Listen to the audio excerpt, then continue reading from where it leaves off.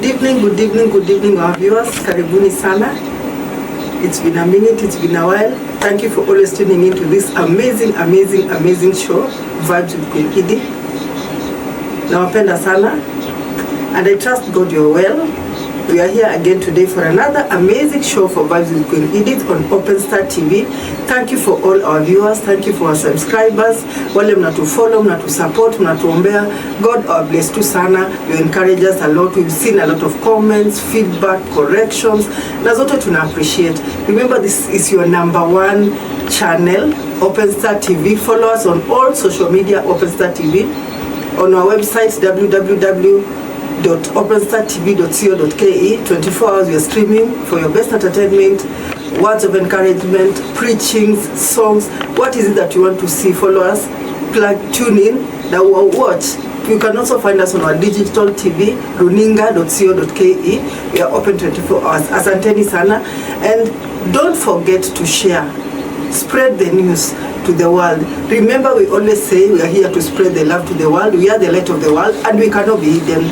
Hakuna vile tunaweza fichika. Matthew 5:14 is our key verse. Hatuwezi fichika. We are the light of the world. A city set on a hill cannot be hidden. What talent do you have? Kuja tuionyeshe kwa dunia.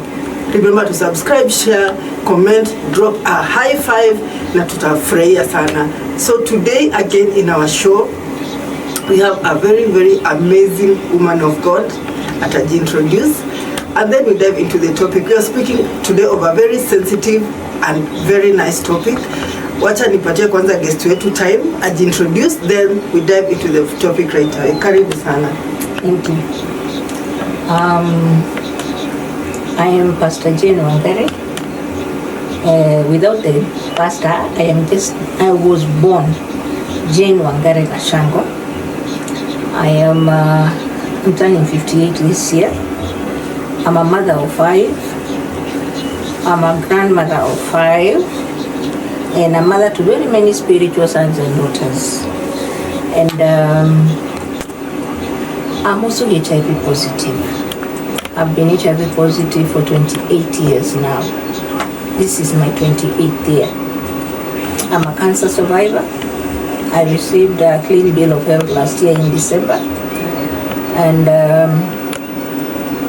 amongst other things, I'm a peer educator, I'm a HIV counselor, I'm a motivational speaker, I preach the word of God. Yes, in that order. But God first. Au wengine wote wanaweza kufuata nyuma ya God. Because this far, it has been by the grace of God. Thank you. Wow. Amazing. That's interesting. Hizo miaka zote hatujui umeficha wapi, because you look my age. So I can't say my age because we look age mates. Yeah, and I believe that is the grace of God. It is the grace of God. And we thank God for your testimony. I've listened to your testimony over and over again. I've heard you speak. I've heard you intercede. I've heard you just speak words of wisdom to people. And I believe those years can like consumerate with your wisdom. Yeah. So today, Pastor Jane, I want us to just discuss something that is very sensitive in our community. We are going to discuss about stigma. Okay. Stigma is something that is very sensitive in our community. Unapatanga mtu maybe ni mgonjwa, maybe amelose biashara, maybe amelose pesa, maybe amelose marriage. Something happens to somebody. Most likely it's a loss or a disease or a disability that makes you look odd in the community, and then makes you feel like you're out. You're segregated. You're segregated, right? And today, because you've told us you're a survivor of cancer, you have lived with HIV for some time. I believe you have gone through stigma. I believe you understand it well. I have overcome. You have overcome. Amen. Very much so. So briefly, just tell us, what is stigma? Stigma, according to me, I don't know about the dictionary one. According to me, ni ile kukataliwa. Watu wanakutenga. I don't know whether to say it the way it happened to me. Yeah, you can feel free to share your story. I would meet someone, a relative. Ako pande ile. Tunapatana kwa barabara tao. The relative crosses the road. Oh. Na wako na mtu anamwambia, isn't that your sister? And she says, yeah, but I don't want to shake her hand. And then when we get home, they sit there, I sit here. So ile kusetiwa apart, and not in a nice way. You know, there's a setting apart where ile ya God anakumake. I don't know whether that was part of it for me to get to where I am today. It is. But at that time, I felt like death. Oh, Paul. I felt like death because now I was wondering if my own sister can do this. Ameniona hivi, akavuka barabara. Beshte yake ndio amebaki akiangalia nyuma, anaangalia chini, anaangalia chini. So I'm wondering if they can do this to me and my family. Na wale watu wako nje. That was my first bad experience of stigma. Who is listening to you for the first time, you can maybe just give us a brief snippet of what led to that stigma. Ndio mtu asishangae anasema amekuwa kitengo akicross barabara na understand ni kwa nini. Okay, first of all, let's start with the fact that I was molested as a child. Okay. So I grew up bitter. And not bitter in a way that people could see. I was the kind of person I would smile at everybody, but inside, you do not want to know what was happening with me. I started drinking in high school. I started smoking in high school. And I smoked and drank for like 25 years or more. Because I stopped smoking and drinking sometime in my early 30s. After I tested HIV positive at the age of 30. And I wasn't going for the test to answer to hapo. I started getting rashes. Then I started getting boils. And you know boils come somewhere where there is a joint. Yes. Hizo zilikuwa zinatokezea mahali kama hapa. I have a mark here. I wish I didn't have a long dress. Unakaa hivi tena unaiona hapa. A boil that has to be pressed. Hiyo kastoni itoke inaziba. I thank God for giving me back my skin. Because I remember there was a time I had a boil here. Katoka hapa ikakuja hapa. Katoka hapa ikakuja hapa. By the time those boils finished, I looked like my name, so Wangari. All that time haujatestiwa? No. So even when You're just living your life. Me, I'm just living my life. So even when I say that I tested positive when I was 30, I was probably positive before that. But you can only talk about the time when you actually heard from a doctor that you're positive. And me, I had gone to get treatment at the STC Casino Clinic, the one in town, for these boys that are Nikambiwa na brother wangu, wewe ebuenda, my brother is late now, ebuenda Jane, liwe liwalo, you're my sister. There's nothing that, I mean, siwezi kukukata. Mike used to be like that. He was my younger brother. He was my best friend. So me, I went to hospital. Now I'm sitting outside, you know, in the hospital mnakaanga kwa kabench fulani na mlango imefunguliwa hapa hivi. So me, I'm sitting there na hapo kukuanga na phones. So umekaa hapo, you're just waiting. Unafanya hivi kwa kiti bench. And then you hear them talking about you. You're the only one outside. So you know for fact. Ni wewe unadiscussiwa. And the woman says, sasa nani anaambia huyu ako na mdudu? Mwingine, the other one goes, the man, hata sijui kama atafika. Unaona vile anakaa vibaya? Sijui kama atafika December. Huh? You think I waited for them to come and tell me? I left my card there on that bench, the prescription there, and I left and I never went back. To date, I have never gone back. To check the results? For what?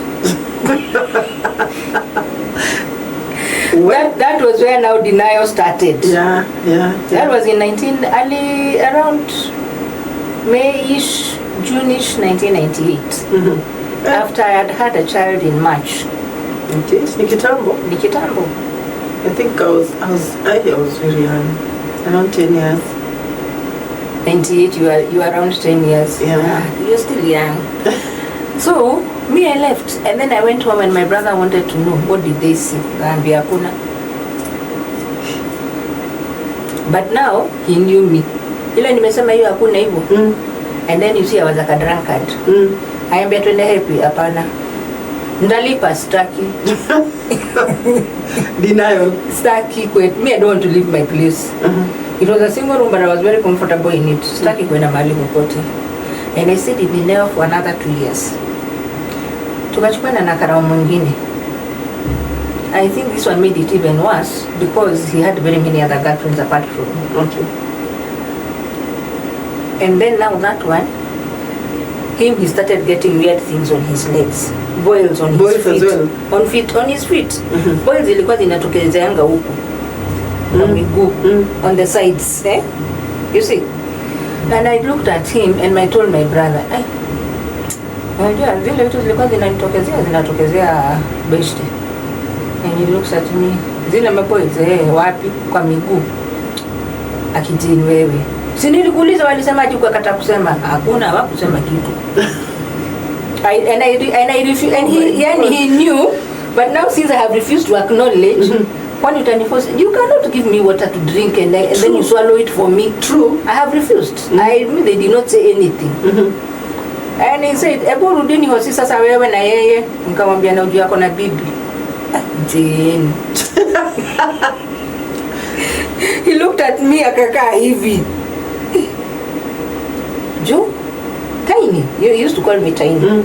You were small by then. I was his elder sister, but he was bigger than me. Okay. So he would say, "I say Tiny, hey, ndos. Pometupa mbao, karibu tupe forest." And I look at him and I say, "You don't have to tell me, I know." Sasa unaenda hosi ama wendi? Before I went to hospital, my sister naye akapiga simu. Wewe najua vile huko, najua utaki kuambia watu, si uende ukaombewe. I was like, naenda kuombewa wapi, naenda kuombewa nini? Na sasa tukaanza kukosana na yeye. And in all that time, I used to dream dreams. In all my drunkenness, na uleviness, na miranes, anything that can be eaten in Nairobi, I have eaten. Anything that can be drunk, I have drunk. Anything that can be smoked, anything that can make you high. Yes. I have smoked. So, nikamwambia mimi sina pesa ya kwenda kuombewa. Sina pesa kulipa pasta. Hautaitishwa pesa nitakutumia fare. Unanitumia pesa wapi? Wewe kuja home nitakupa fare. Hapa Mike ataniletea. Mike atakula pesa yako. Wewe peana, ukisikia sijaenda uniulize. So my brother was given the money. And I told this guy, twende church. Kasema hapana, mimi siendangi church ovyo ovyo. Ni sijui ni wa 70 or something. I talked to him for so long. Eventually I went on my own. Na hiyo so long, it was like 3 days, but it felt like a year. Eventually I went on my own. And I went to church drunk. Drunk. Kwa naona watu watano. And nilikuwa nimevaa jeans. And I had a msokoto in my pocket. And I went and sat in the church. Huko nyuma. You see the like sitting at the back? And sijaanza hiyo tabia mbaya sana. Me, I went and I sat at the back. Kumbe this guy is a prophet. Nimekaa huko na nimeingia saa 8. I don't even know why they had opened the door at saa 8. I understood later that church wakifunga milango asubuhi, it is not opened. But somehow mimi niliingia hiyo church saa 8. Niliingia nikapewa leso juu ya jeans. Nikajifunga leso ya mtu. Nikasikia jina yangu imeitwa Jane Wangare. Akasema there must be another Jane Wangare in this church. And you know I'm dozing. You're drunk. I'm drunk. Okay. I'm dozing. Okay. I'm tired. And I came just so that I can tell my sister I went. Not because I wanted to. So nimekaa hivyo. Do you know I saw that man's feet here? Juu sasa amenita sasa mpaka na jina zangu zote 3 na sina muki na mpaka akadescribe mahali nimekaa. So he came away. Na Kikuyu, si wewe ninaita? Tiwe deleta. And I'm looking at him, umeniita? Yeye akasema, "Papa kind of geragia, hey Lord, you try me." That was a tough assignment. Because he's looking at this woman he's been calling. Kwanza anaona the state I am in, akajua huyu hata hashikanishi. I am there and I'm looking at him like, and then I sat up, unasemaje pastor? Hey, wewe ni mgonjwa. Now the other thing I disliked about that place, hakukuwa na siri. Kulikuwanga na bench, watu wa HIV pande hii, watu wa cancer pande hii. Hiyo ni kanisa? Okay. Watu wa TB hapa pande hii. But it was all there were the church on this side and this side, lakini hapa katikati wale watu wako wagonjwa mnakalishwa hivyo. And now the rule was, if you are ashamed to tell God of what you have, how do you expect him to heal you? That was the first time I had such a gospel. Mimi nilikuwa nimezoea Catholic. So I went and I sat there, juu sasa siasha nianika. Nikafikiwa tu, akasema mimi sikuombei leo, kwanza wewe ni mtumishi. I have never heard of mtumishi in my life. Nikamwangalia nikamwambia natumika wapi, natumika kwa nini? Akasema unaongea vibaya. Nikamwambia no. Umesema mimi ni mtumishi. What does that mean? I actually don't understand what you're talking about. That time you're still high? Oh yes. Kwani I became sober. Okay. Akaniangalia akasema ya Kikuyu, I have become sober. You're okay though? And I did my head like this. You're a sugar. Are you sleeping? Said, nimebakisha kidogo tu. Sijui kama nitafika huko kama sijalala. I don't know what he did or who he told. Akaletewa maji. I drank that water and became sober. So now he started asking me, sasa, wewe uko na bwana ya mtu. Nikasomewa. Sasa unaona, that is about 2 years after the first initial test that I ran away from.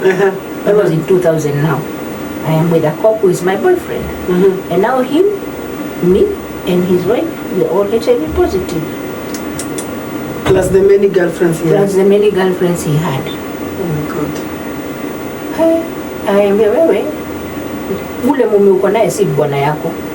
Amesha kupeleka mpaka kwao na umekubalika ndio, lakini hautakaa huko si kwako. I looked at this man like, why are you trying to remove me from a place where I'm comfortable?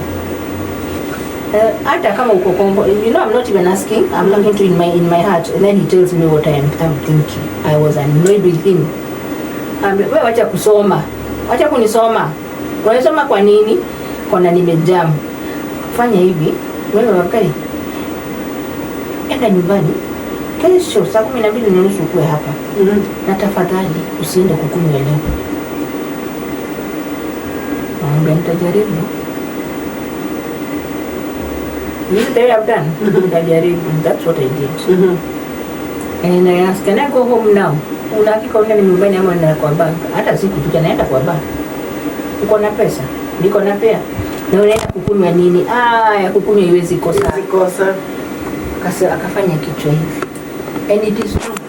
Whether I had money or not, I was going to drink. Whether I had money I've heard not, people say that a lot. Whether you have money or not. These people you're drinking with will buy you. And the problem with drunkards, they will not give you this money kanunulia mtoto chakula ama ukakule. They prefer they buy you beer or whatever it is you're drinking. So fast forward, tukarudi na huyo, nikaambiwa, nikakuja that day, I was ministered to, nikaambiwa the only way you can be grateful is if you come with that man and his wife here. Sasa hiyo ndio ile challenge ilikuwa kumuleta hiyo church na bibi yake. Nikamwambia huyo pastor, please, kama unataka akuje hapa, kwanza ujue yeye ni afande. Uombe, sijui naomba aje, uombe. Mimi nikimwambia tukuje church na yeye aambie bibi yake wakubali tukuje. And that is what he did. And eventually he agreed, we came. All three of us. And we were prayed for. And we went to Kiambu Hospital and got tested there. And the results came out negative. We got healed instantly. But there was a condition. If you are on any kind of medication, stop it. Otherwise, you will get sick again. 2, wewe na huyu mwanaume muachane. Hiyo kipawa uko nayo itakusumbua sana usipokaa vile Mungu anataka ukae. Was I listening? I was not listening. I was listening to my own things. And we separated for I think 2 months. As we are working in the same station. So after you tested negative, did you test again? So I went back to him. And I had been told to stop seeing him. His wife continued taking medicine and she'd been told to stop. Alikuwa anabaiwangwa dawa na brothers wake. So in essence, as me and... In essence, nobody obeyed? Nobody obeyed. Okay.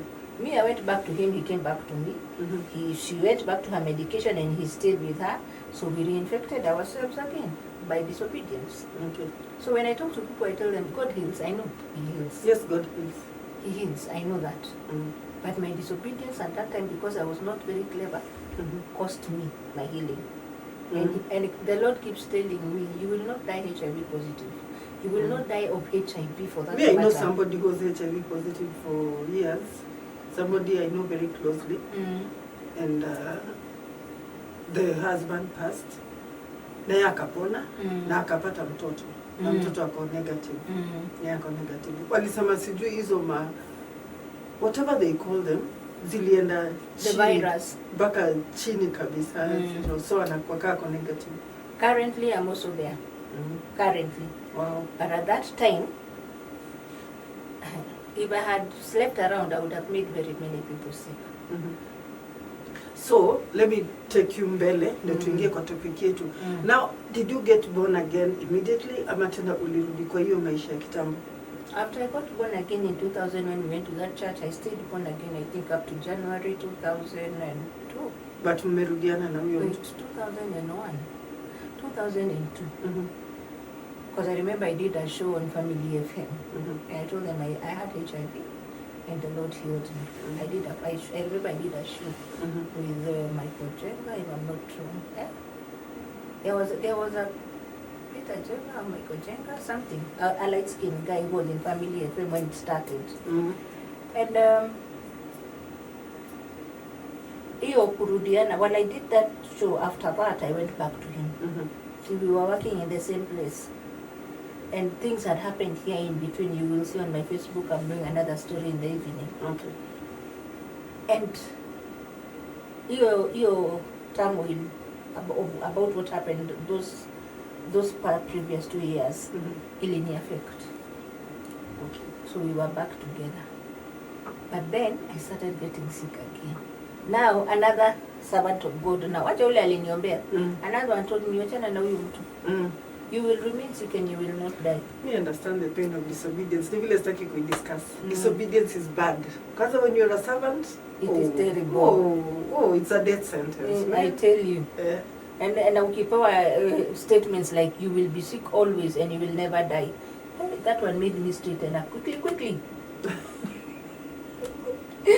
But still, in this my almost 28-year journey of salvation, mara ile nimeifika mahali nasikia nimechoka tu na Mungu. Juu vitu hazitembei vile nilifikiria zitatembea when I got born again. Nachukua Bible na mwekea hapo. Ambia Father, take your kazi yako, kwanza kaa nayo. Nikatafutia watoto wangu, narudi mtaani. Wow, we are discussing the topic stigma. We are just diving into Jen's story so that we understand where her stigma came from. But today we are discussing stigma. Stigma, ametuambia, is a sort of pain, a sort of shame, separation, watu kukukataa, because of the state that you are in, mostly sickness. Yeah, mostly sickness. Like for her, stigma came through HIV. She's a survivor of cancer and HIV. And we thank God because you're testifying, you're healed. Yes. Hata ukisema umekaa nao miaka ngapi, I thank God because you're healed. So now I am in the state where the like your friend, you equals you. When I go for the viral load count, viral load, that's the word I was looking for. I test 0.01, which means it's not there. Yeah, it is that the 0.01 that if I was to say I stopped taking medication, it would probably multiply in less than a week. Then I would start getting sick again. Okay. Whether I have a relationship or not, because I've given the virus a chance to replicate. But otherwise, the cancer itself, I was given a clean bill of health last December at Kenyatta Hospital. My scans and everything show that I'm cancer free. Wow, amazing. Yes. Glory to God. God is faithful. Amen. So, as we continue with the topic, tell us, at what point did you experience that stigma per se? First, did you self-sabotage yourself? Because Yes. stigma is three-phased. Maybe briefly we can touch the types of stigma before you tell us how you experience stigma. Now me, there is a stigma I faced from outsiders. Outsiders. Which is the most common. Which is the most common. Yes. Then there was a stigma and rejection of my family. Uh-huh. Then there was self-stigma. Self-stigma, yeah. You see, You don't know outsiders what naiweka pamoja na watu wa church. Juzi nilikuanga kwa church kwanza nikatolewa. Na ujue mimi nilikuwa nimekuwa in denial for 10 years. And then in 2007 I became very sick. Because I didn't have a place to stay. So I was sleeping in town. I would sleep at Ambassador. Okay. You see this shed that used to be in Ambassador? At night I would sleep there. It's raining. Where was your family then? I was sick. Okay. I had my last born, who is not positive by the way. And now she has her own baby. Okay. They are all fine. Actually, none of my children have HIV. This is a story for another day. But the bottom line is, for reasons, things and circumstances that happened in our family, I didn't have somewhere to stay. So I had taken my last one to a baby care for almost 7 months. Mimi nilikuwa nalala hapo kwa hiyo kibanda ya shade ya Ambassador during the night if the weather was okay. And early morning I would go to a 24-hour restaurant ilikuanga hapo, and the manager gives me a cup of tea. And then kukiwaka mchana naenda Uhuru Park na lala chini ya maua. I hope ulikuwa unaomba hiyo time. You think people pray when they're in trouble? Hey. Me, I don't even know what to tell you. That was in 2007, early 2007. Yeah. Because the place where I'm staying now, I was given by my auntie when my late cousin sister alinipata kwa hoteli nimelala juu ya kiti. Akaenda akaambia mama yake, I saw a neighbor and she looks bad. And I didn't talk to her, but I don't think she has anywhere to stay. So they gave me somewhere to stay. A place to stay. Yes. And that is where I am up to date. Okay. Wow. Mungu awabariki sana. Yeah. Pia shout out kwa huyo mtu alikuwa anakupatia chai. Mungu ambariki sana. The restaurant went through very many phases. I never found him again. I have reached a point of understanding that there are people got places in your way. Yes. For that season. For that season. After that, it's like they are not there they anymore. Disappear completely. They disappear. Yes, yes. So, by December 2007, me, I was like in full-blown AIDS. Hata nikikunywa maji. Sasa tuko 2026. So we are speaking of 2007. That's almost 20 years from now. Yes, ago. Those are 20 or 10? 20. 2007 and we're in 2016. This is 19 years. 19 years, yes. Ago. Yes. Oh, okay. Because before that, I had been in denial for about 9 years. And 2008 is when I started treatment. But now the real legal documentation for HIV, after the one we did in Kenyatta with that couple, I did another proper one in 2008. No, in 2007, December 1st. And I only did it because the hospital insisted. Now I understand stigma, because you see, tukikuwa wadogo, the picture we have about people with HIV, unaonanga mtu amechorwa, amekuwa thin, anakaa malnourished. I understand where the stigma comes from. The first advertisements they started that were put out for HIV, they really gave stigma a voice. Even COVID was not that bad. COVID wasn't bad. COVID was not bad. COVID people were helping each other. Stigma ya HIV kutoka hiyo wakati mpaka leo. The one you would see billboards, wache usherati, that you only get HIV through usherati. I got it, yes, but I was not musherati.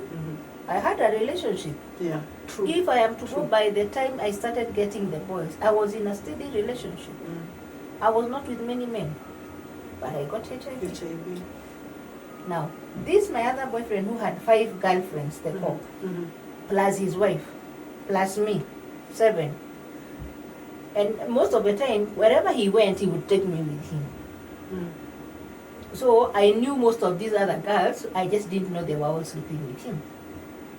So even when I became positive and now I decided to go openly about it, I just went and I told those girls, I I don't know, but if you had a relationship with so and so, please Go get start tested. medication, ama, go get tested. Hey. Then I tried committing suicide. Yeah, it can be suicidal. I went around Isili. Si nimelelewa Isili? That's part of self-stigma? Yes. Mm-hmm. Those are the first initial stages Mm-hmm. where you go into denial. After the denial, you decide, hey, mimi nizikwe na karatasi ya black. Guy. And my father was a teacher, a big one, headmaster. My mother was a big person in polytechnic. Guy. Watoto wangu wataambiwa mama yenu alikufa na nini? Me, I walked around most chemists in and there were not many, there were like 6 or 7. Lakini nilitembea First Avenue yote, end to end. Anywhere there was a chemist, nikanunua dawa. 10 tablets here, 5 tablets there, like that, zikafika so. I crushed them. See, I was like a drunkard. Crushed them. And I mixed them in a bottle of whiskey. Mungu angekubali ukufe. And Guinness. Ndio ipate ladha kidogo. The whiskey was very bad. Mimi nilikuwa nataka nikunywe, nilale, nisiamke. Wasemangi alilala, hakuamka. Alikunywa overdose. I wasn't going to leave anything there. By the way, me, my drinking habits were those ones the kind that I don't even know what kind of content. Me, I would drive people from Thika to Nairobi and I'm high. Well, lakini hakuku kuanga na hizi magari kama milioni mko nazo siku hizi. Na hizi barabara high tech. Yeah, Thika Road then was just 2 lanes. Nitawatoa Thika mpaka home. Let us take a commercial break. Okay. Let us take a commercial break. Let's take some water, then we come back and continue with the topic. Sawa. Action. Welcome back. Tumechukua maji, we've taken a short break, tumekunywa maji, we are now back energized. Asanteni sana, thank you for tuning in, thank you for staying, thank you for watching, commenting. If you have a question, drop it on the comment section. If you have a remark, something you want us to address in this topic of stigma, just drop it on the comment section. We're going to get back to you. You can leave your comment. If you want to leave Pastor Jane, to meet her, to talk to her, at the end of the show, atatupatia contacts zake and how we can get her. Karibuni sana, this is Vibes with Queen Edith show. Na kama kawa, it's on Open Star TV. Masaa ni yale every Wednesday and Thursday 6 to 7 jioni. Na today we are discussing stigma. Remember to tune in 24 hours to our website www.openstartv.co.ke. Remember to also watch us on digital TV Pang, runinga.co.ke 24 hours for the best world-class entertainment 24 hours. Don't change that down. So we are discussing about stigma. Na vile tumeambiwa stigma is some sort of shame, discrimination, isolation, most likely because of a disease, a disability, a loss of maybe a job, a loss of marriage, but mostly it affects people with diseases. Today we have our amazing guest, Pastor Jane. She has told us a story. Kama haujasikia story yake, just go back to the video na uendelee kusikiza. Ametuambia story yake the way she was a normal girl, a normal teenager. Aliishi maisha yake yote, raha yake yote. Amesema ile kitu ingefanya mtu akue high, alionja. Na alikuwa high 24/7. And unfortunately in that season she contacted HIV, which is a very stigmatized disease in our community. She was stigmatized, she was separated, she was isolated. She became homeless at some point. But guess what? She overcame. Jen, your story is very encouraging. Me, I don't know if it was me kama ningekuwa na mahali pa kuficha sura.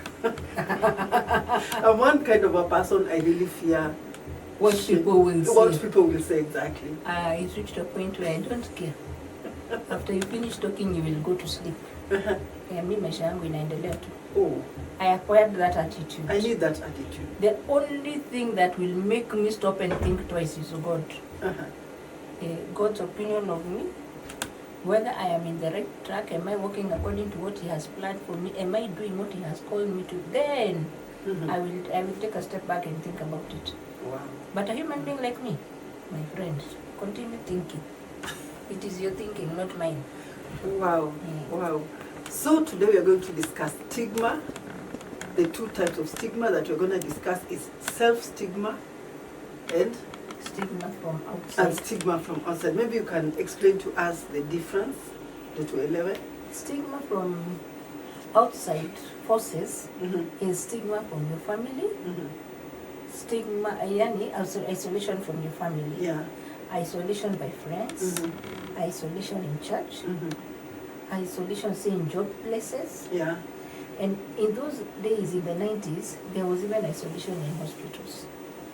Yeah. The doctors and nurses... That's what they call quarantine? No. Yani, there's still quarantine hakuna. You would go for treatment and the minute they realize you're HIV positive, unaona mtu amevaa gloves kama pia tatu. Na hajui whether yeye mwenyewe ako nayo. Nobody wanted to go for a checkup, but they still stigmatize those who are already on treatment or going for med. And those days you would just go and say, me, I don't want medicine. By the way, I tried buying medication and I bought once. 4,000 shillings, dawa za siku 5. And hiyo dawa ukiangalia kwa mkono yangu vile zilikuwa zinakaa, they look like githeri. Yellow, green, blue, orange, white, black. And I'm supposed to take them all. One touch. I told you, I have a friend who has survived HIV. I told you that. She used to call those dawas njugu. So we used to make fun of it when we were in campus. Naambia, na umekula njugu. So akisikia umekula njugu, she knows it's that medication. Because alikuwa anasema there are many, they look like njugu. There were so many. I tried it once. Really, juu ya hiyo drinking yangu, I collapsed. So, the next day when I was supposed to take my entire githeri again, and in morning and jioni, I decided to divide them. I divided half at around 6, half at midday, the other half at around 4, you have ingine jioni. Then when I went back to the doctor, me, I can't afford this. Kwanza zinanifanya mgonjwa badala ya kuniponyesha staki, wacha tu nikae kama nikukufa acha nikufe. Those were my words. If I'm dying, let me die. I don't want medication. And if I have to buy medicine 4,000 shillings for 5 days in 1998, that was a lot of money. A lot of money. I had struggled to get it. And then I go and buy medicine. Nilikunywa hiyo wiki moja and hata sikumaliza dose. The rest I threw away. And I went back to my kawaida drinking. Anyway, we were at stigma. So, there is also stigma, the way you stigmatize yourself. Yeah, people from outside is when, which is even there up to date. You find, because of lack of open-mindedness, and lack of, hawezi sema ni lack of information sasa. Now there is information. Now there is information. But people could just consciously decide to stigmatize others because they are HIV positive. And then I have found that the people who decide to stigmatize me don't know what their status is. Most of them. So I made it a point. You want to make fun of me? I will ask you a question. Me, I know my status. I take my medication on time. I keep my appointments. What's your status? And if by chance you look bad, nitakutuanisha vibaya sana. I don't care whether I'm a pastor or not. When I get angry, I get angry. Because now you're trying to put me down. But do you know your status? Do you know what your husband does? Do you know what your wife does when you're not with them? Why are you picking on me? Me, I'm comfortable with my life. I am okay. Nilisha deal na shame na nikaweka chini. Now I am serving God. Being HIV positive, and it is something I had refused, and it almost cost me my life. Now I agreed. Lord, I will serve you, whether I'm positive, whether I am negative, I will serve you. Body. And that was after God made a doctor in Kenyatta tell me, wewe umekataa kutumikia Mungu wako ndio uko hapa, toka uende. I was admitted in 2020. A doctor? Yes, a doctor. They looked for a disease in my body they couldn't find. And then I don't know what, do I have a conversation? I said, yes, I know Jesus. I'm born again. I am a pastor. That woman turned around kama wewe umepigwa shindani. Wewe umekataa kutumikia huyo Mungu wako, toka kwa ward yangu. I was discharged in the evening 6. I mean, even the people who were there, when she came back to bring the discharge papers, actually she denied telling me to leave. But she brought me the discharge papers. And so I left Kenyatta in the evening at 6:30. Na hizo papers zilipelekwa mbio. She did not want me in her ward. By 7:30 I was in my house and I couldn't walk. So I know the disobedience of the refusal of serving God with HIV because I'm HIV positive. Now I tell people, being HIV positive does not detract, add anything to the gift God has given me. My gift is there. You've seen me minister. Yeah, I've seen. It is there. Hey, being HIV positive doesn't affect me. That is how the self-stigma works. You decide you can't serve God because you're HIV positive. Ukialikwa muende dinner party, utaki kwenda because you think people are looking at you and judging you. You become paranoid. Even people, when you look at me, do I look positive? And that's people. So you start thinking maybe something ama sasa nikianza kukohoa si watasema mimi niko na ukimwi. You know, you start unajishuku tu. Even when there's nothing to jishuku about. Upate tu ka people hapa kaene, you start thinking something else. That is self-stigma. Self-stigma is when you refuse to take your medication because you feel like you want to die. It is okay, die. I have told people that. You want to die. Me, I refuse to die. I cannot die and leave my children for who? No, unataka kukufa. Langata iko hapa. Tutakufunga those days when I didn't know how to talk to people. Tutakufunga na karatasi kupeleka Langata. I had to go for training to learn how to talk to people. Because me, the way I found people being spoken to is what I picked up. You see, you are from the other world where when you're high, you speak anyhow. Yeah. And then when you go to hospital, the nurses and the doctors mishandled us. Yes. So now me, I knew how to be rude to people. You want to die? Nikununulie dawa kunywe. Kufa. Then you find someone. There are people I talk to like that and they look at me today and they tell me, "Aki jeni unakumbuka uliniambia unibaie dawa nikufe." Si ulikuwa unataka kukufa. So that is self-stigma. When you refuse to take care of yourself. Yeah. When you refuse to interact with people. When you refuse anything that could be beneficial to you. Wewe unakataa juu uko na ukimwi, juu uko na cancer, juu unafeel watu wanakujudge. Let them judge you. Take care of yourself. When the day I decided consciously, nobody will tell me anything, is the day I started looking like I do today. Wow. Nothing, you are not touching me. You can't touch this. So it's you a decision. Can't. It's a decision. It's a conscious, a mental one. Because you see, mentally you are affected. Si unashindanga hapa hivi. Unamaliza hesabu za Kari Francis, unaweka mkono chini. Si kwa kwako peke yako. Maybe you don't even have a child. Tena unakaa. Ndio wewe unafikiria mpaka macho inakuwa red. Naweka mkono mwingine, unapika chakula inaharibikia kwa sufuria juu umeshindwa kukula ukifikiria what is usiku ulali. Haya, usiku ukilala unakaa unafikiria akisitaamka kesho, ndio wewe umeshafungua macho. And I'm talking about things that happened to you. That is that kind of self-stigma. When I would be invited for a wedding, and the friend who invited me knows I am positive, and she's okay with me. Alafu nikifika huko nakaa chini nafikiria, watu wote si wameshaambiwa mimi ni positive. Hata kukaa chini nikuna ni stress. Unaona nikaa kila mtu anakuangalia. That is self-stigma. That is self-stigma for sure. Ile kuambiwa na daktari ni kunywa maji, hata ulive na mshanipea dawa sasa tena ni kunywa maji kwani ni dawa. By the time I understood it was for my own good. I almost damaged my liver and my kidneys. You unakunywa dawa na ukunywa maji. Nakunywa dawa na maji drop, maji kadogo ile tu ya kutosha kuimeza. Nikisha meza ni hivyo. So when you're supposed to take like a glass of water with that tablet to help it move. And then you take some more water after maybe 30 minutes to have it dissolve in the bloodstream quickly and easily. Hiyo maji ingine unakunywa throughout the day is to clean your kidneys. So if I don't take water, see I'm killing myself. Yes. And that is another form of self-stigma. And that is what many people are doing. Unasikia mtu haya, uko kwa madawa, ushaamua kwenda happy, kukunywa pombe. The day I was told I can't drink and take dawa. Ndio nilieka pombe chini vizuri. Ukakunywa? Nikawacha. Kawacha. Hiyo sasa hata niliambia Lord, you know I can't do this one on my own.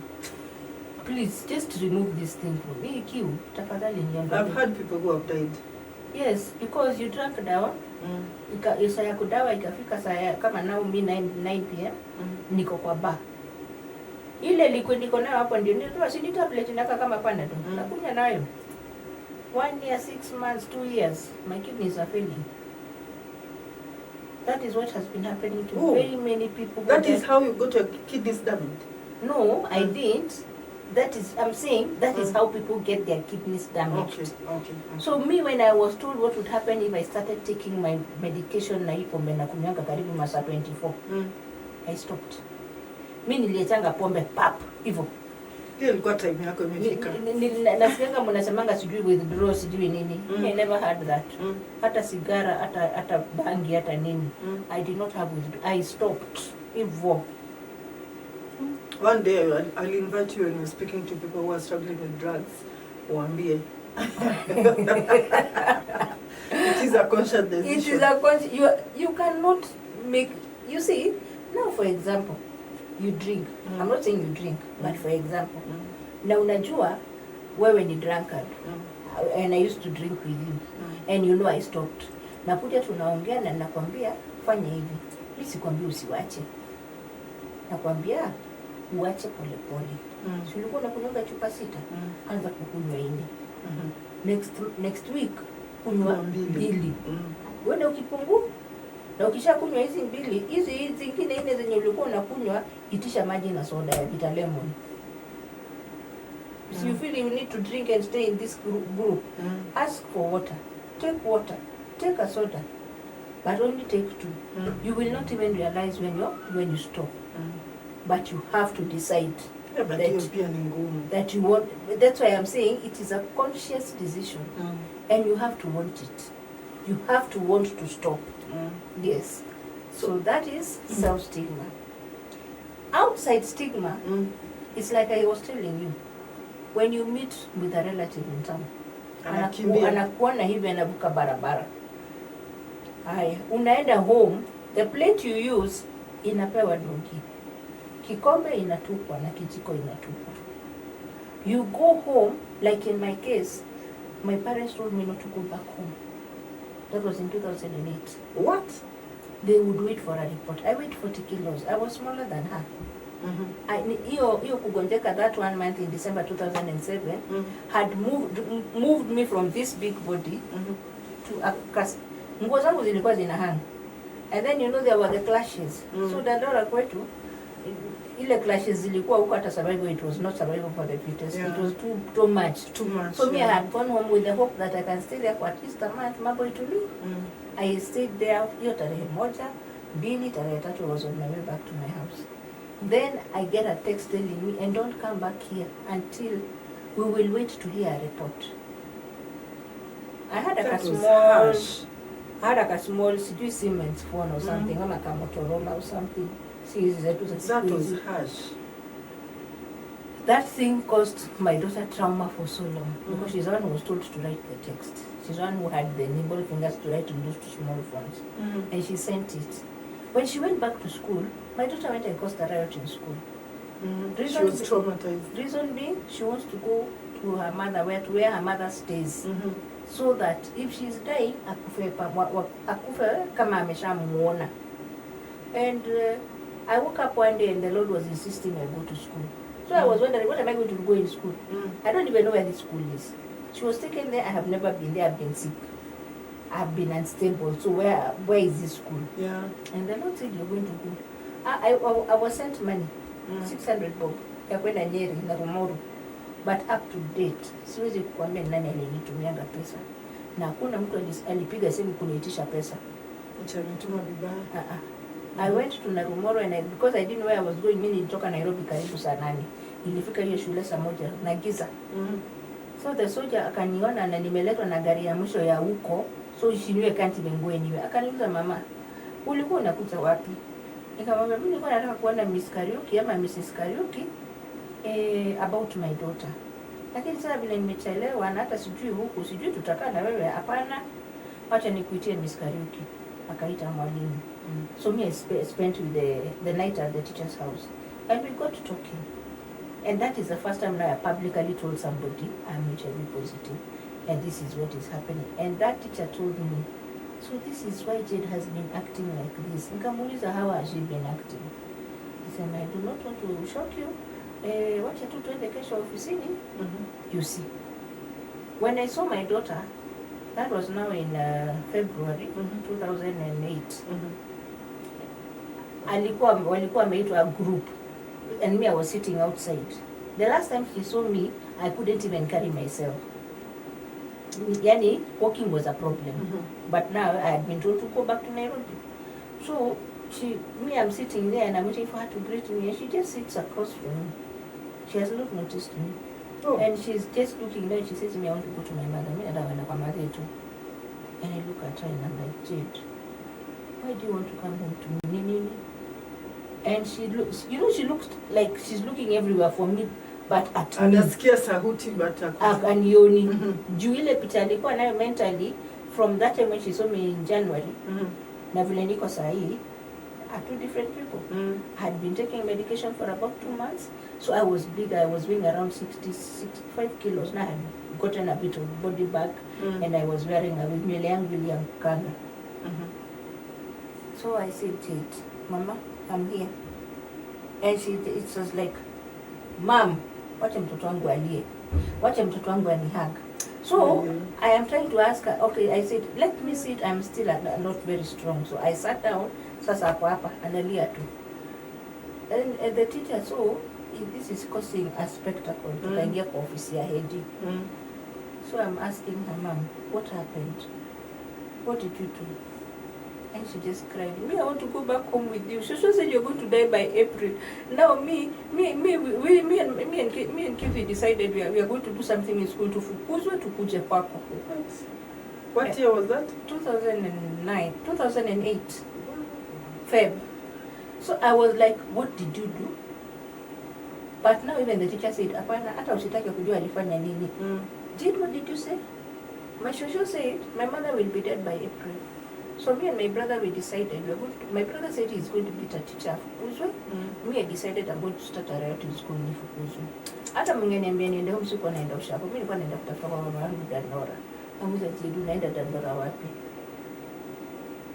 I know your phone number. That was traumatizing. They were told I am going to be dead by the time they come for the April holidays. And so that thing, even now, if I get sick kidogo, Jade will not leave me where I am. I told him Niko. Even with this journey I've had for the past 2 years, ya cancer treatment, and ananipeleka hospitali, tushinda nayo kwa tumezunguka, even pushing me na wheelchair. Bora ananiona niko hapo tu. She will not let. My son even took me. They actually took turns to take me to hospital, so that they are all sure I am getting well. Because every time I got sick, I ended up in hospital in Melazwa, and they are told something is going to happen to me. So ilifika mahali nikawaambia, let me tell you, unless me mwenyewe nikubali niseme na mdomo wangu ninakufa, I am telling you now, mi nafika miaka 100. In fact, there's a Bible verse. Is it Proverbs or Psalms? I can't Psalms remember. 118 verse 17. That is, I shall not die. I shall not die. Me, when I started quoting that verse, I did not even know it was part of the Bible. My brother is one who told me how kufi. When he found me trying to drink that my poisonous concoction, he's the one who saved me. And he hit the bottle ikagonga ukute kalipuka. So he said, what are you trying to do? And I'm like, niko na kamdudu. So unafikiria ni wewe wa kwanza? And then my brother would talk and I'm looking at him. Mike, unajua watu wanazikwa na karatasi ya black. Do you know which we are in? Tunaelekea 2000. So aki Mike, ule watoto wangu unaenda wapi? Hii kitu ni hapa sitoki. My brother stayed with me. I think your brother was the most encouraging person. My brother was my best friend. If it was mischief, mimi na yeye tuko ndani ya mix. So if something was happening that needed to be investigated, even my father would say after Mike come jail.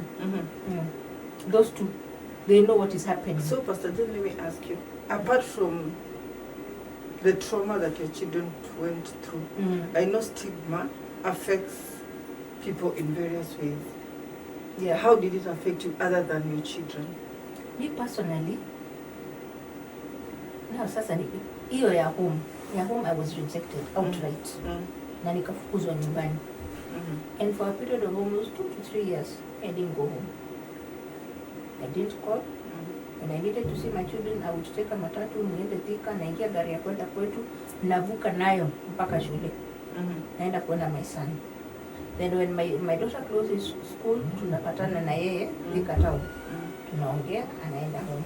Even if I have to get to that Thika town in the morning at 9, ni mngoja atoke shule. Ni sawa, tutamngoja. That was me. I faced rejection from my family. The other thing that I experienced from my family is being exposed. My status was disclosed to everybody by family members. My cousin sister. Kukutangaza. Yeah, my cousin sisters, my aunties. Everybody kept saying this one. Hata fika mwisho wa mwaka. That is now 2008. And now today, I sit down and I ask God, most of the people who told me I would not see the end of 2008 are dead today. They are gone. God is the one who knows the life of people. And I sit down and I say, maybe I should stop getting angry with people. Because when I get angry, bad things happen. You see, when your brother passed on? My brother passed on because he had tuberculosis and he hid it. He didn't want treatment. He was in a bad relationship. I think it affected him mentally, but that's something else. So now, the other stigma from outside forces I experienced. Church. Oh man. I was going to a church in Dandora. And not the one that you got born again? No, not the one where I got born again. Okay. Another one. One where I got born again, niko kwenye niliombewa na nikapona na nikarudi kwa tabia zangu. By the way, Edith, me, I don't judge people for backsliding. Yeah. I have backslidden because it became fashionable. For me, I would get angry about something. Sijui kudeal na vitu kama nimekasirika naingia kwa bar. Naekelea Biblia hapo na ninaitisha pombe. I don't ati nikupate uko kwa bar unakunywa na wewe I will not judge you. I will even sit down and ask for my soda so that you can tell me what the problem is. I don't have sina hamu ya kukunywa. That's why God took you to but that I journey. will listen to you. Because for you to be drinking with the Bible there, for you to be drinking with a white kitamba on your head, something is seriously wrong. Something is affecting you. I've heard Apostle T, Pastor T one day say, he was already ordained, he was a pastor, preaching, and then I don't know what happened to him. Alijipata ameingia kwa bar. Alijipata simas. Alijipata kwa bar, amezunguka na wasichana na pombe, na wanamwambia kwa hiyo ulevi yao, wanamwambia wewe ni mtumishi wa Mungu, tuombe. For him to go back to pastoring, one of the guys told him, you know, it is because of you that I stopped story ya Rodi. Nikakaa mahali pamoja. I listened to Pastor T a lot. Yeah, he testifies a lot that people backslide. Edith, I'm telling you, nilifanya ikakuwa fast show. Na ukoka asubuhi juu nimesikia vibaya sana jana nilikunywa. Kesho ni Sunday. I look for a church where I know people will be called altar call. Naenda na ukoka. Narudi home, ile kisanga itanipata kwa mlango. I get a headache. I go to the bar. Kwanza hapo nje tu kwa plot yetu. Unatoka kwa gate unaenda First Avenue City, maandamano bar. Naingia naenda kwa kona, nakaa hapo mpaka kesho saa 1 asubuhi. Sijaenda mbali. Even my children. So you had a lot of self-stigma. Yes. A lot. I had a lot of self-stigma. But wewe ulienda kutafuta ugonjwa unatuhaibisha. You know. My children were told not to hug me. And then my son one day asked, now if I don't hug my mother, unataka ni hug nani wewe? My son even now, he gets very angry about me. If you talk about me in a way that will affect him, he'd rather not talk to you at all. Because he's those people who will do, atafanya kikitu. Alafu abaki akijulizana nini, what made me do that? So it affected them, it affected me. In church, I would sit down on a chair, I am dressed in a long dress, kitambaa kwa kichwa, and then I find myself, it's like mimi niko hapa, watu wengine wamekaa hapo. There's a space here. There's a space here beside me, there's a space behind me. na nimeenda kukaa kiti ya mbele, si mimi ni mchungaji. So I would ask God, are you still sure you want me to be a pastor? Hii unabii umenipea, si uchukue tu. Hii sitaki, iko na stress. The number of times I've told God to take back his gift. I know. I'm tired. I know those times you can really battle. It's like you're negotiating. Chukua kipawa yako.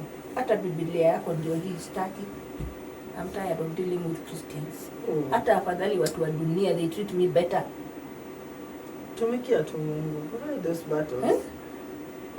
Even now, they are not interesting, I know. Even now, I prefer to deal with watu wa dunia. Because in church, sina guarantee. But in my current church, I have been embraced in a manner that makes me feel I am at home. There is no being sidelined. There are no weird small questions. Hakuna rose za wagonjwa ati nyinyi mko na ukimwi, nyinyi sijui mko na cancer na si nimepitia. Then there is a stigma from the neighbors. Unatafuta mtoto na huwezi tembea. Unatafuta mtoto. Si ni pesa? Pesa iko na ugonjwa. Kuna pesa chingo. Ndio nilete meza. There was a boy who was beaten.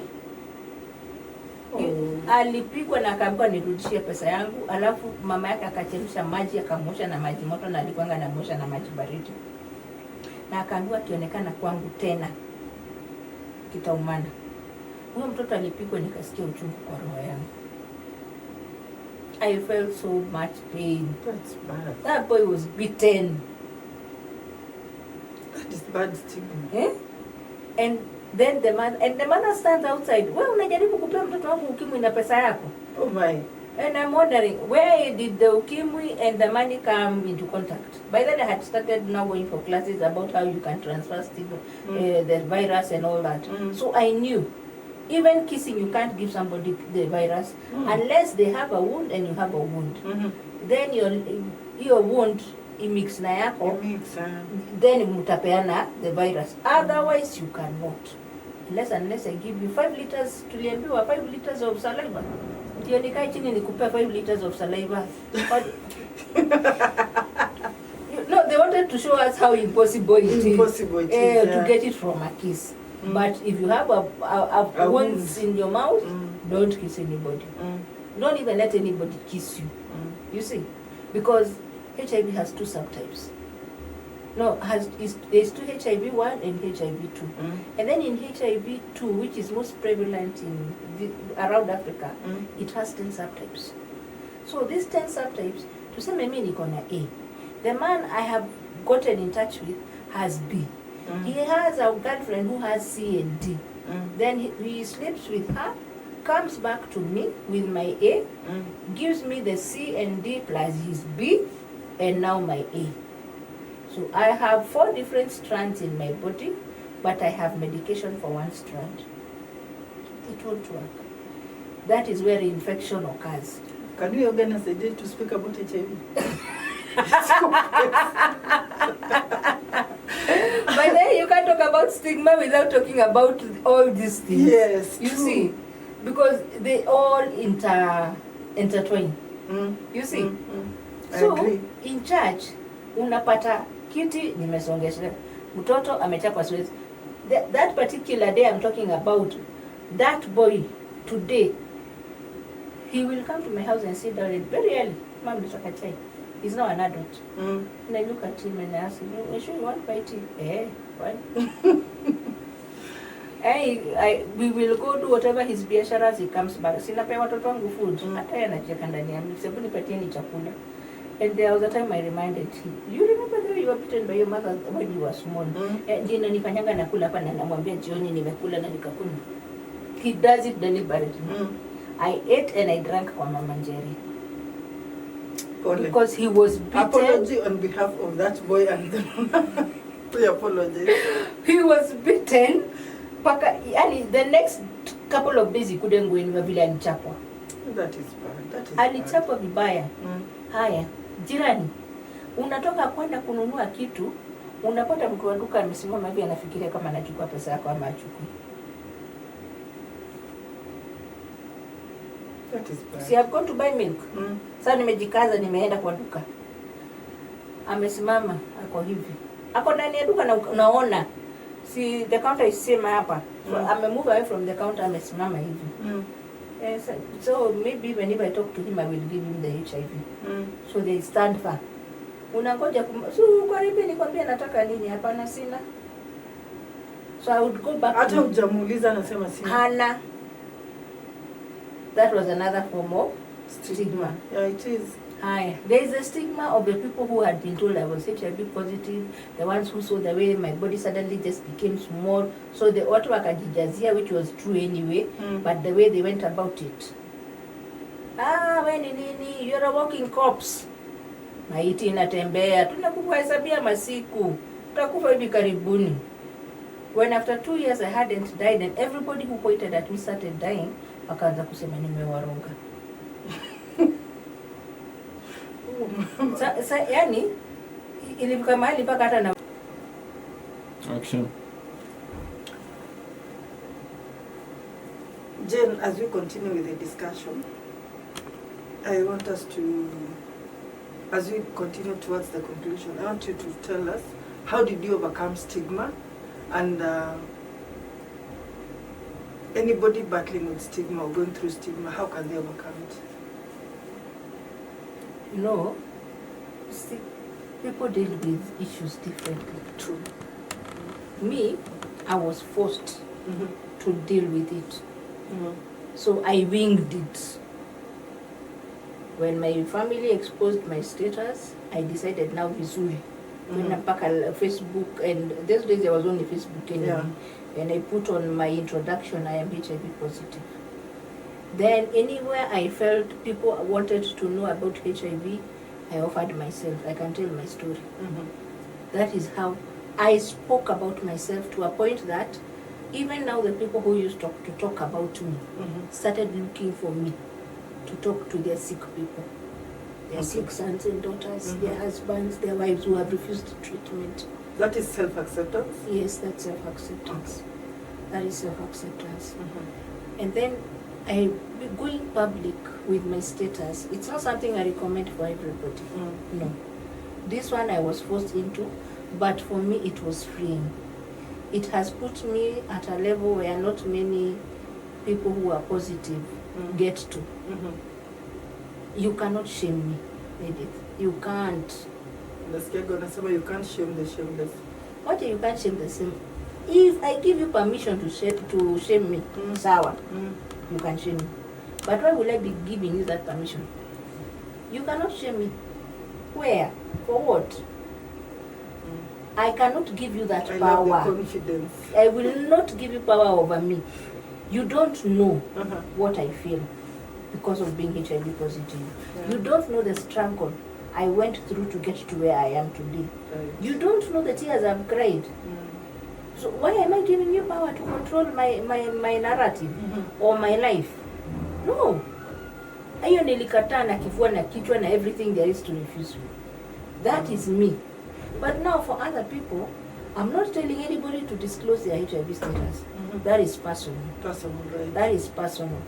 But have at least one person whom you can open up to, so that you don't jaza mambo kwa kichwa.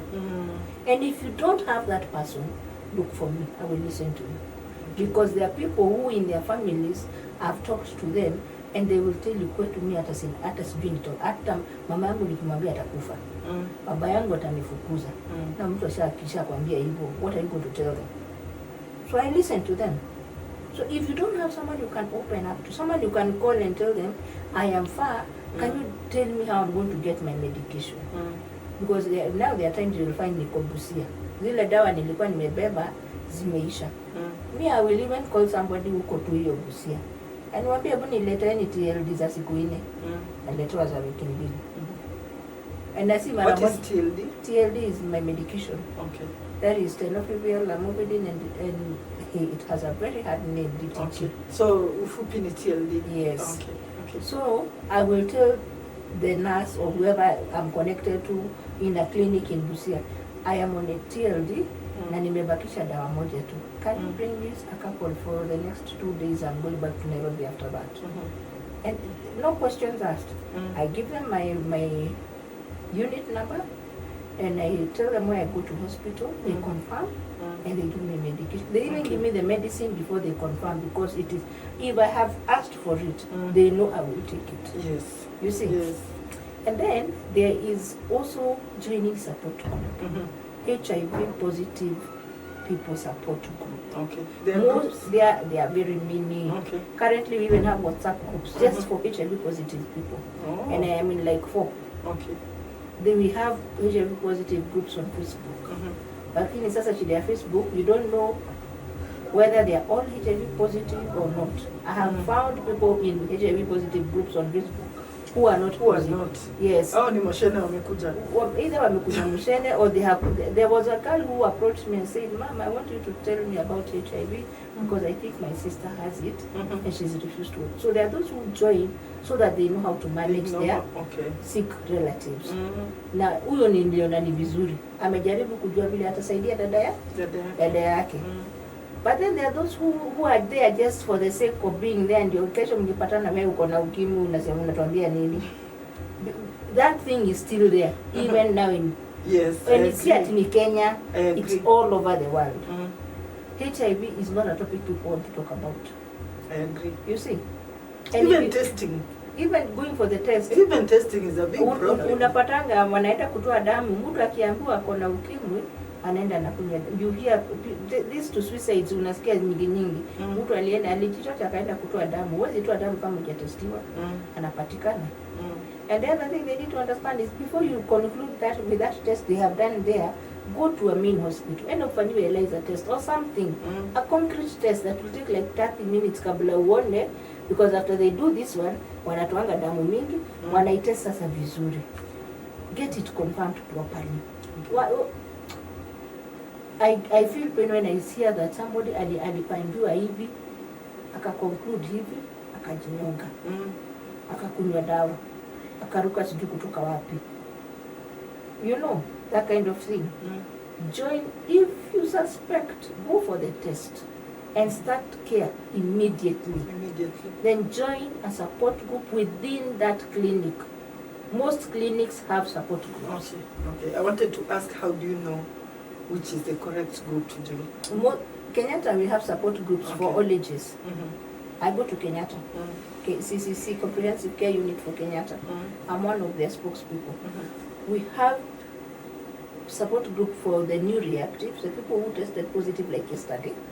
We have support group for young people, 18 to I think 25 or something, or I'm at 30.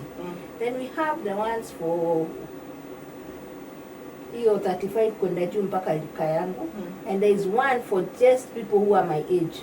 I prefer to be in the other one with the young people, because the old people, many of them just have issues I don't want to deal with. Me, I'm not that old. I refuse to grow old.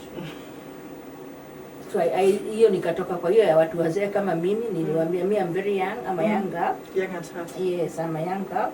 Nikakaa kwa hii yenye tuko wengi. 35, 40, 50, heading to 60. Tuko wengi. All age groups in one group. But we've been positive over a period of time. When people walk out here, everybody looks healthy because of the medication. So you see, you say tuko wengi, it will now make somebody think, hey, sijui niende nipimwe, but the stigma. Wewe unapimwa na unaenda hosi na unaanza madawa. Don't tell anybody unless you want to tell somebody. And in the name of all that you believe in, don't tell your children unless they are ready to be told, unless they are adults, unless you have a good relationship with them. I thank God for my children. My children have supported me. Even now, until I get home, Jed is not sleeping. Anione tu nimeingia kwa nyumba, ndio sasa relax. Wow. Did you do counseling? Did you go for counseling therapy? After when I was rejected at home, yes, I did professional and spiritual counseling for 4 years. Okay. I went through it. The church where I was going to, it was in Thika. The pastor there counseled me spiritually.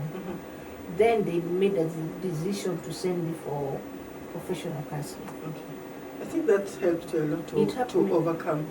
That's where I learned how to write my thoughts, because I would sit with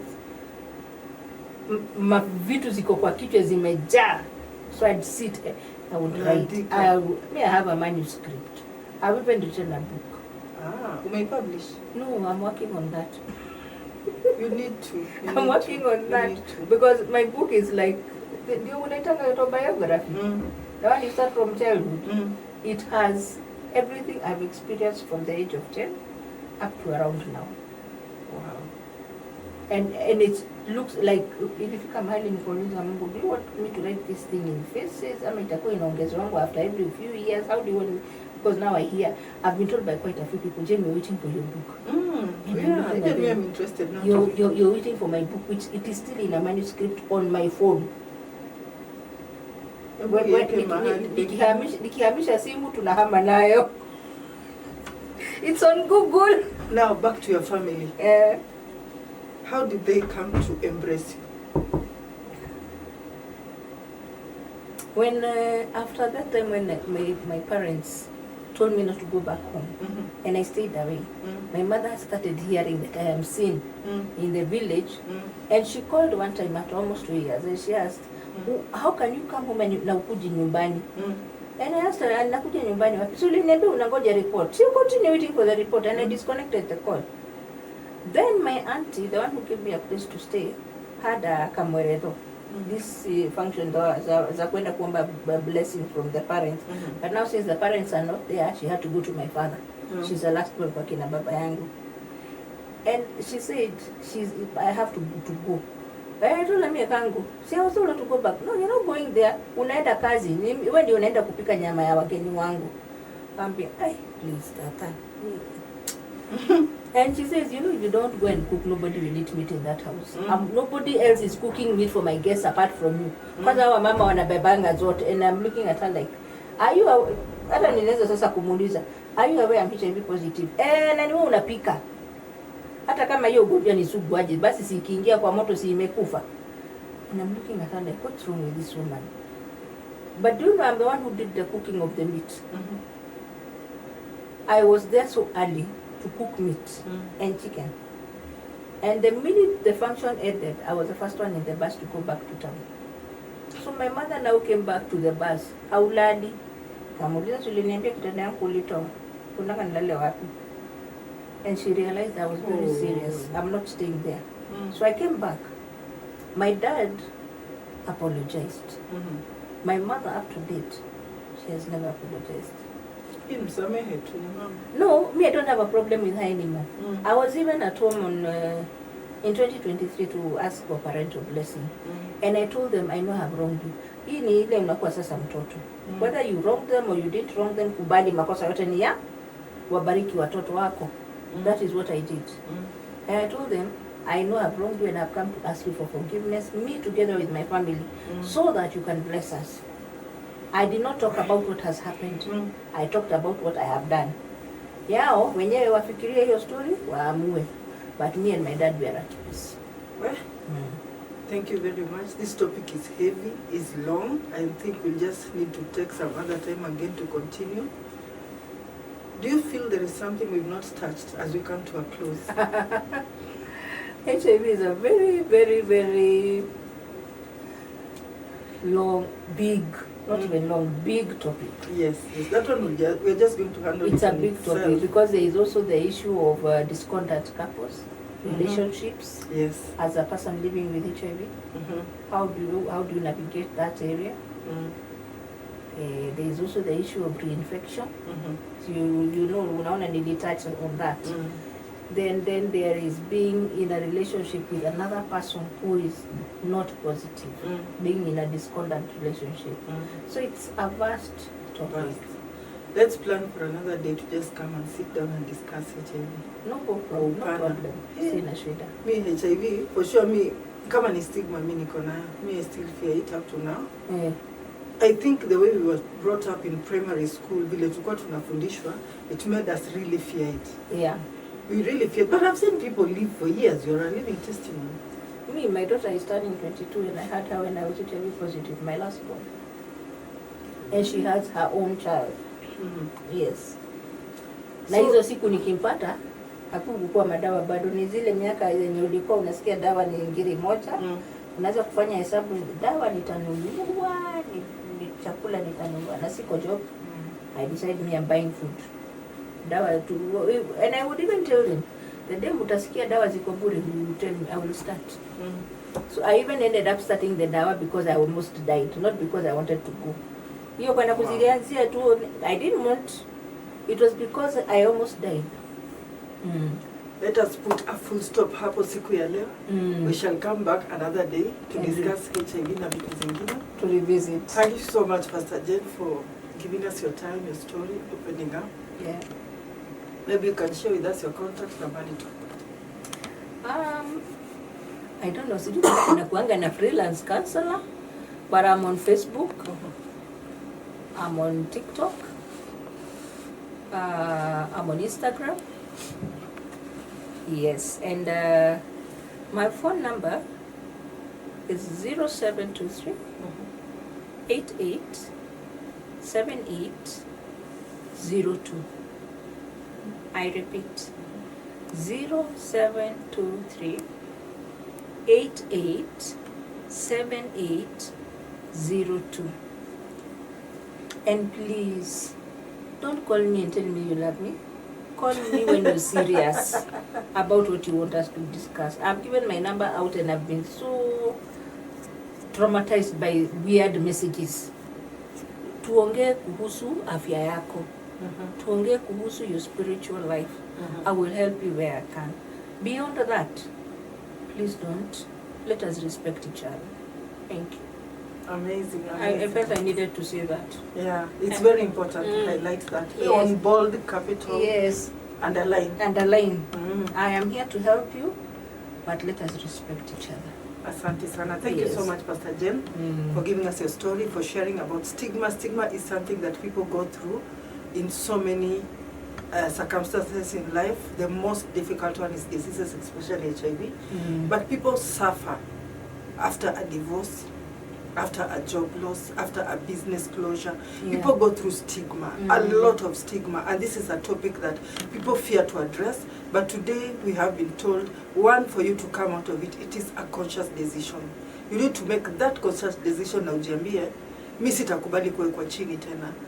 That thing that you're suffering from, whether it's a disease, make a conscious decision. Whatever situation you are going through, just make a sober decision, ujiambie, from today, mimi sitawekwa chini. Don't give people permission to shame you. Yeah? Yes. Don't give people permission to shame you. Yeah. Carry your mat, like the story of the Bible. Beba hiyo shida yako. Tembea nayo, walk with it proudly. Ask God to let you know why you're going through that season. And you will overcome. No situation is permanent. Oh, yes. That was our time for today. And this is Vibes with Queen Edith show on Open Star TV. Until next time, goodbye.